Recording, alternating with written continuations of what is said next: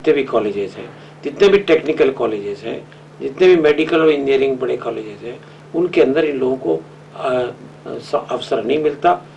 भारत सरकार, राज्य सरकारें केवल अब आजकल इसका निजी क्षेत्रों में ही खोल रही है। और चुनिंदा कॉलेजों को छोड़कर सब में ओबीसी को आरक्षण लागू हो चुका है। नहीं, अभी नहीं हुआ।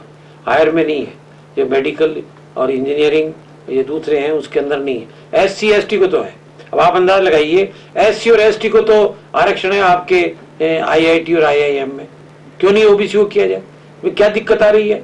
हमें सारे देश की जनता के ऊंचे उत्थान और विकास की सोचनी है या 5 या 10% तक की सोचनी है? इस चर्चा को जारी रखेंगे, अभी लेते हैं एक छोटा सा ब्रेक। अंतर्राष्ट्रीय राजनीति की चाल, 7 समंदर पार का हार, खेल की हलचल, विज्ञान का कमाल, फैशन की रंगीनियां, फिल्मों का बाजार, खबरों की दुनिया में दुनिया की खबर।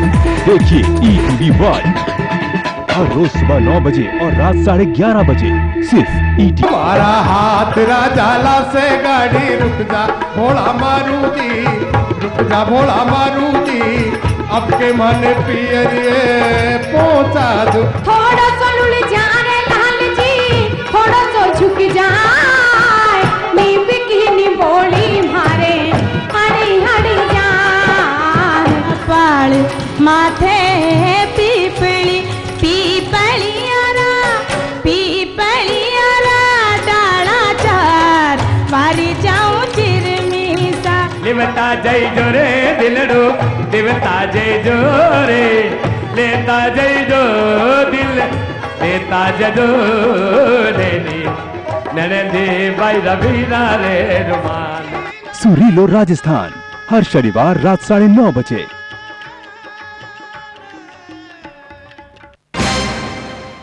ब्रेक के बाद आमने सामने में आपका एक बार फिर स्वागत है। आज हमारे बीच है सामाजिक न्याय आंदोलन के अगुवा रहे सत्यनारायण सिंह जी। आपने तो सामाजिक न्याय की लंबी लड़ाई लड़ी है, लेकिन जो सारी आरक्षण की व्यवस्था है उसने सामाजिक ताने बाने को उधेड़ के रख दिया है, आपस में जातियों को लड़ा के रख दिया है। देखिए, बहुत बड़ा दुर्भाग्य है कि हमारे जो नेताओं ने, राजनेताओं ने, इस पार्टियों ने इसके राजनीतिकरण का प्रयास किया है। कि आरक्षण का इसका मतलब था जिसको लैंड, लर्निंग और पावर जिसके को पास नहीं था और जिसको समाज की कुरीतियों के पर ओबीसी वर्ग में तो ज्यादातर के पास लैंड है। मैंने आपको बताया ना कि ओबीसी के अंदर राजनीतिक आधार पर बहुत सी जो है वो विकृतियां और विसंगतियां आई हैं, उसकी समीक्षा क्या हो। सत्यनारायण सिंह जी, उन जो अगड़ी जातियों के जो लोग किसानी और खेती से जुड़े हुए हैं, लेकिन उनको इसके बावजूद आरक्षण का लाभ नहीं मिलता। नहीं, उनका अगर वर्ग अलग बन गया है, और ये आप सही कह रहे हैं, अगर ये किया जा सकता है कि लघु सीमांत कृषक चाहे वो किसी भी जाति का हो, खेतीहर मजदूर चाहे वो किसी जाति का हो, मगर जैसा मैंने आप बताया, यानी आप भी साफ तौर पे जातिगत आरक्षण के खिलाफ हैं।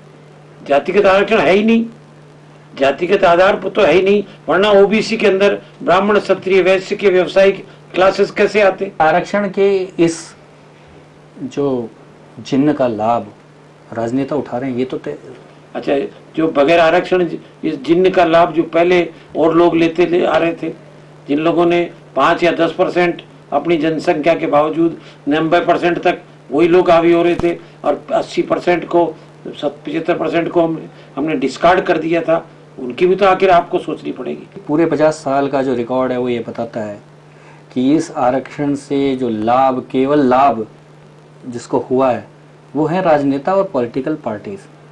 नहीं, राजनेता और पॉलिटिकल पार्टीज को तो राजनीतिक क्षेत्र में हुआ है, मगर जहाँ तक सर्विसेज का है, जहाँ तक एजुकेशनल है, हमारी बहुत सी ट्राइब्स के लोग, हमारे बहुत से शेड्यूल कास्ट के लोग इसलिए आए, उसके अवसर दिए। आप कह रहे हैं कि खूब लाभ हुआ है, यानी कि कुछ ना कुछ परसेंटेज में ये जो पिछड़ी जातियां हैं वो अगड़ी हो गई हैं। उसके बावजूद आरक्षण बढ़ाने की मांग, उसके बावजूद आरक्षण कंटिन्यू रखने की मांग क्यों जा रही है? आज भी चाहे वो SC हो, चाहे ST हो, और चाहे वो OBC हो, उसमें जो नीचे का तबका है उसको पूरा लाभ नहीं मिल रहा है।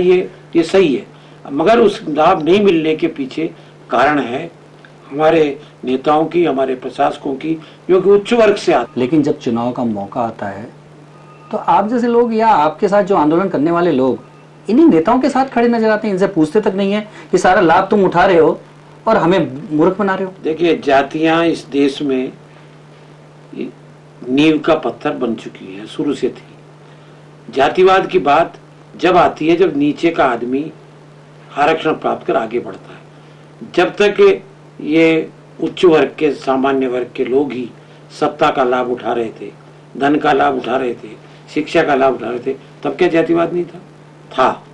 जातिवाद इस देश में था, है और आगे भी रहेगा, जब तक कि हम समस्या के मूल जो स्थान है उसको। ये जो राजनीति है वो इस जातिवाद को और बढ़ा रही है और आरक्षण जैसे इशू को लेके और खाई बढ़ रही है। क्या ये देश के लिए, हमारे समाज के लिए सही है? अभी कुछ दिन पहले मिस्टर टाटा और मिस्टर बजाज ने भी यही कही थी कि अगर इस ढंग का आरक्षण हुआ तो समाज और देश के टुकड़े हो जाएंगे। उनको ये ध्यान में रखना चाहिए कि आज 84% तक लोग SC ST OBC में आ चुके हैं और उसको हम इग्नोर नहीं कर सकते। इस तरह से जो राजनीति हो रही है इस सब्जेक्ट को लेके, उसे क्या आपको लगता है कि जो वास्तव में जो दलित हैं, जो पिछड़े हैं, जिन्हें इस आरक्षण का लाभ मिलना चाहिए था, वो मिलेगा? मैं आपको भी इसीलिए बार बार कह रहा हूँ, इसकी समीक्षा होनी चाहिए, इस लिस्टों का रिवीजन होना चाहिए।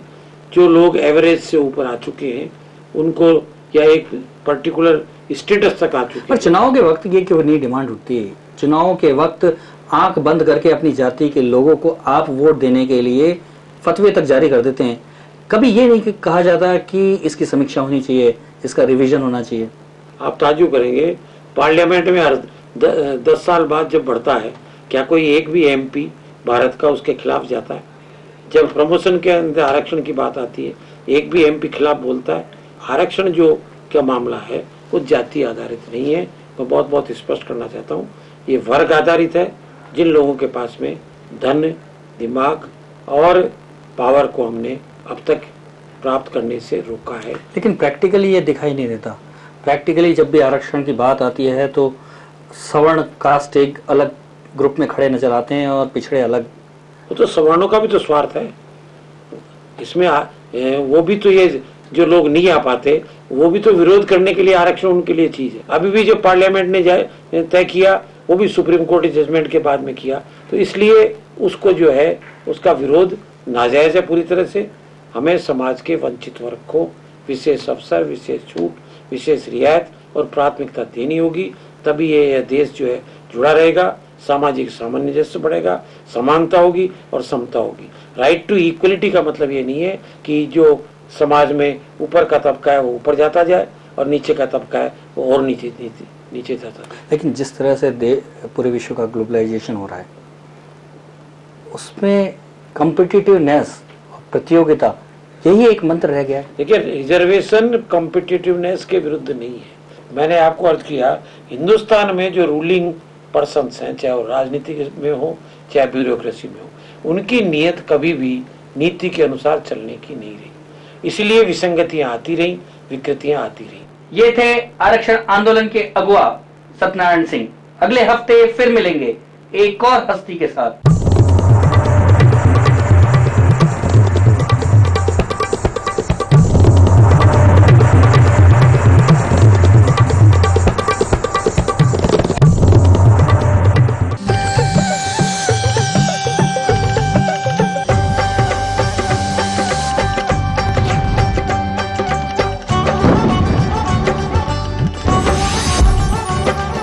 भाग दौड़ की जिंदगी, सेहत की अनदेखी, नतीजा बीमारी और कष्ट। स्वास्थ्य से जुड़े आपके हर क्या, क्यों और कैसे का जवाब हेल्थ प्लस। देखिए